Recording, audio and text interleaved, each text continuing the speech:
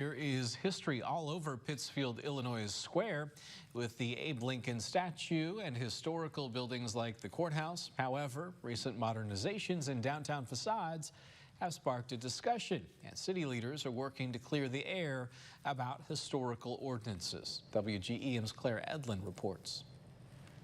Jane Riley's family owns the Watson Hotel on the Pittsfield Square. She and manager Brandy Myers-Grattan are getting ready for the hotel's 14th anniversary celebration, but they say 14 years is an understatement in one of Pittsfield's oldest buildings.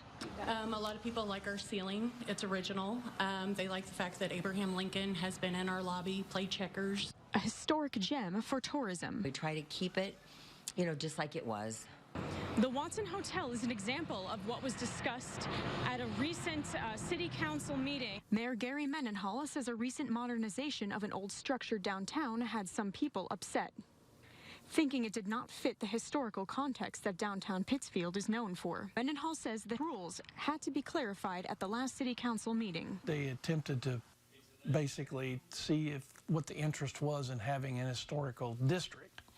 And then they had to get, I think, 51% of building owners' participation, and they didn't reach that. Mendenhall says joining a historical district comes with strict guidelines, and maintaining century-old structures gets costly. We try to welcome all businesses. Anybody that wants to rehab a downtown building, we want to work with them. The staff at Watson say what works for them may not work for others. Like the fact that businesses are coming in. I want downtown to be busy again. Claire Edlin, WGEM News, Pittsfield, Illinois.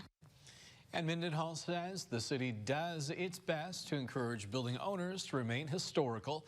They even have a historical preservation board available to give those owners free consultations on how to preserve history at a lower cost.